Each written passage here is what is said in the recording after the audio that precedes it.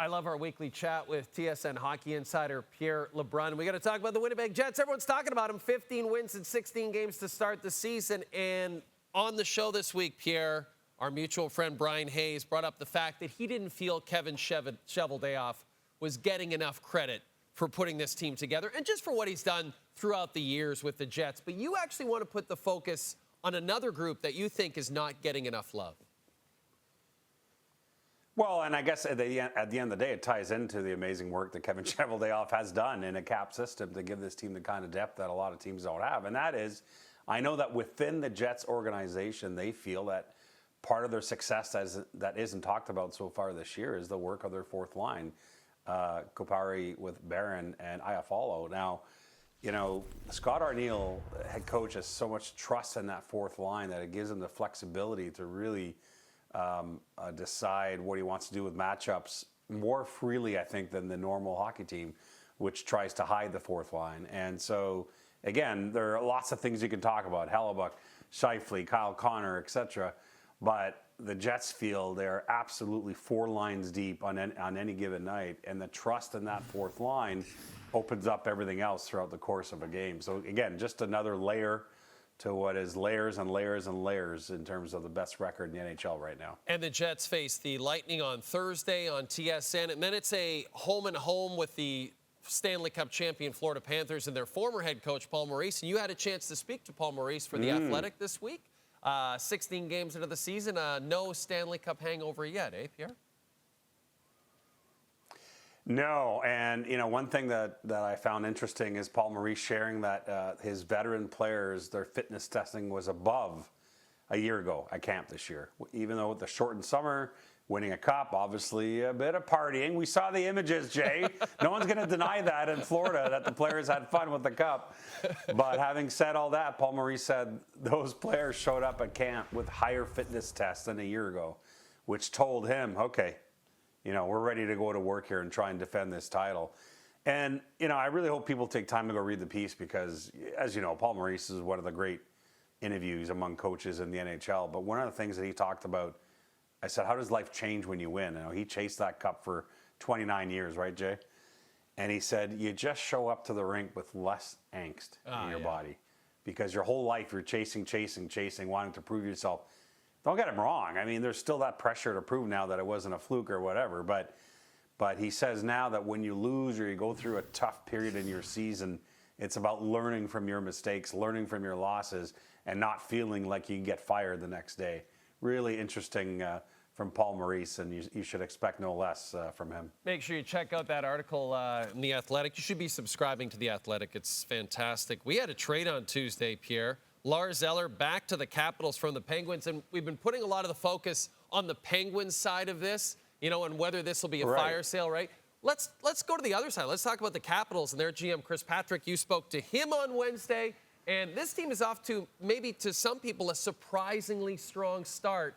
But is this just the first of maybe more tweaks to come from Chris Patrick down the road?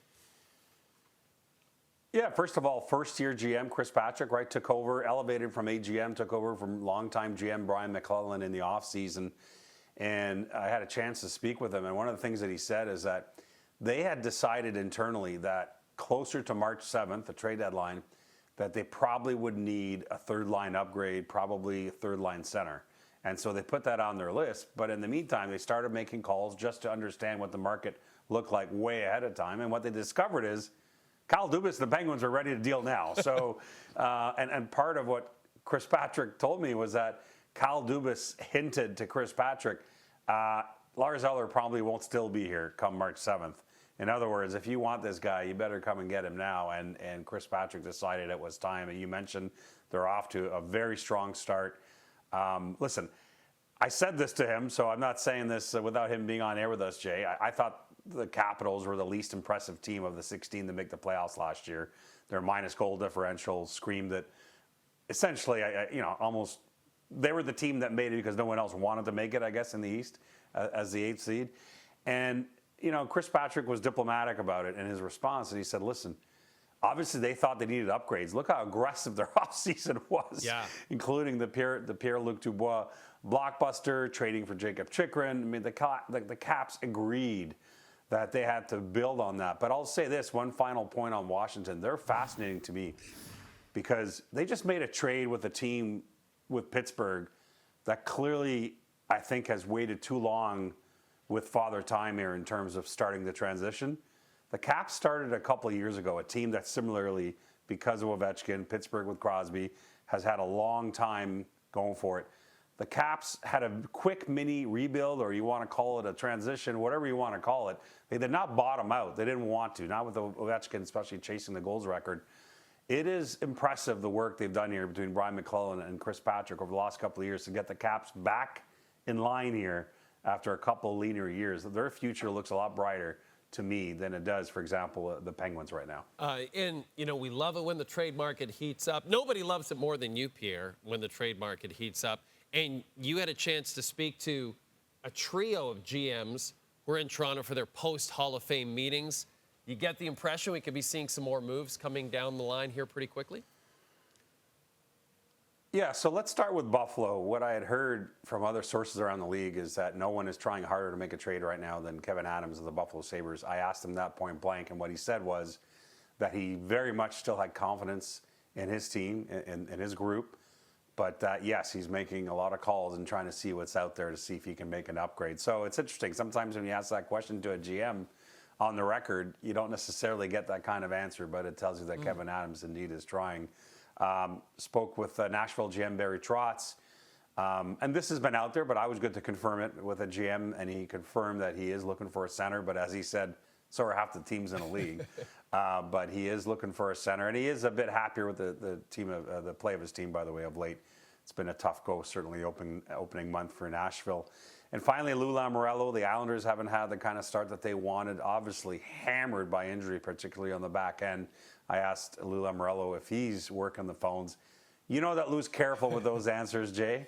But what he did say was that, like a lot of teams, he's making sure that he's making those calls. So there you go. He didn't just shut me down. He actually gave a very polite answer. The bottom line is we know from what we're hearing elsewhere that the Islanders are calling pretty aggressively as well, trying to upgrade their blue line with all those injuries. You actually got a lot out of Lou. That's pretty impressive, Pierre. Most people don't get that much. You know, that's just a testament to your reporting skills. Or maybe I just got lucky. I don't know. Maybe. No, I've always gotten along with Lou, and I mean, listen, that was a big point. Who knows? You know, seasons have all these different points in the season. Coming back to get that point in Edmonton the other night, for Patrick Roy and the Islanders, that could be.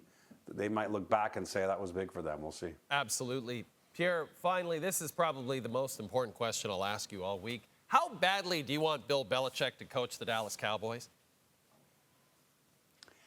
I don't know if I do. This is, maybe I'm the only Cowboys fan who doesn't.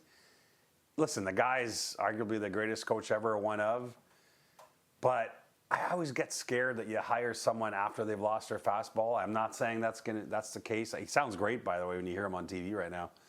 But you know what? So I'll tell you what I hope as a Cowboys fan. This is weird. I hope Sean McVay gets tired of life in LA and leaves the Rams. Ooh. I mean that's where my brain is at. Plus, I hope the Cowboys don't win a game the rest of the year. Well, here's the thing I would say about McVay. You know, maybe he pulls a Joe Rogan and he's tired of those California taxes and he wants to go to a state with no state income tax like Texas, Pierre. That's working in your favor. I hear that coach's office is as beautiful as they come there at the Star in Frisco, Texas. Come on now. I hope this doesn't actually start a rumor because I have no insight in the NFL other than I'm a football fan. They would be hilarious if somehow this becomes a thing. Wouldn't that be amazing if we willed it into existence? We would definitely be the hottest insiders out there as far as the NFL is concerned. This is our NHL insider, Pierre LeBrun. He joins us every week. Thanks for this, buddy. Appreciate it. Right on.